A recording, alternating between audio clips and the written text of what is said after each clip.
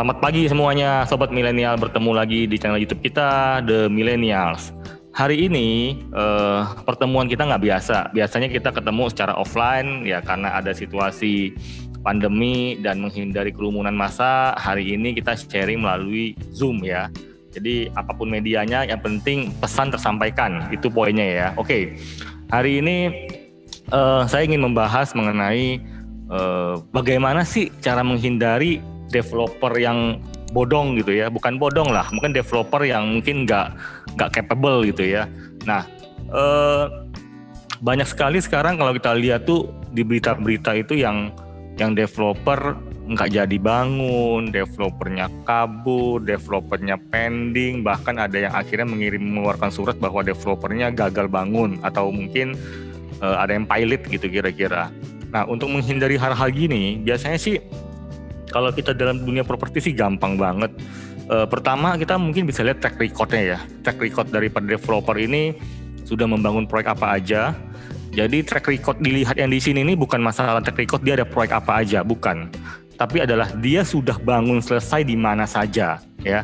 Jadi belum tentu developer yang punya banyak proyek itu capable, belum tentu.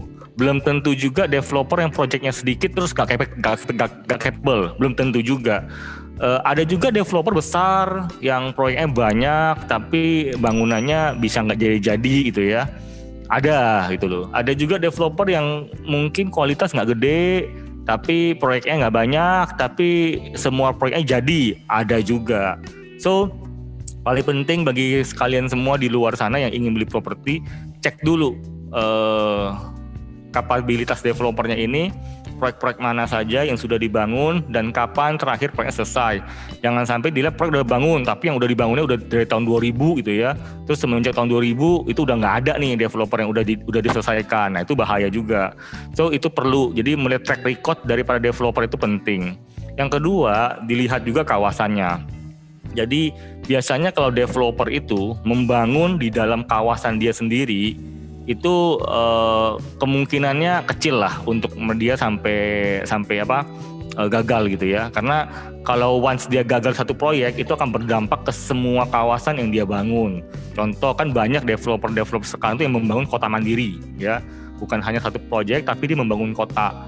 Nah biasanya developer seperti ini merupakan developer yang cukup besar namanya. Yang kedua, dengan developer seperti ini biasanya sih mereka akan menyelesaikan semua pembangunan. Karena kenapa? Ketika dia gagal satu pembangunan, maka itu akan berdampak ke semua kawasannya. Jadi dia pasti akan menjaga banget lah untuk menyelesaikan setiap proyek yang dijual di dalam kawasannya. Ya, itu penting. So bagi kalian semua yang ingin membeli properti, untuk mencari tahu, ya sekarang gampang sih. Google juga banyak gitu ya.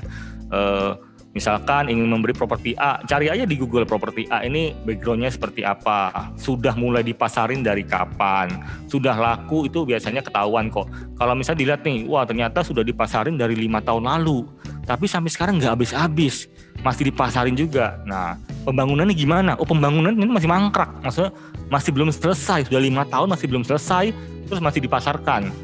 Nah, ini harus hati-hati ya. Kadang biasanya kita kalau properti itu dalam menjual suatu produk, kalau untuk apartemen, rumah, satu klaster setahun, 2 tahun, 3 tahun lah paling lama itu udah kita move on ke next project sih.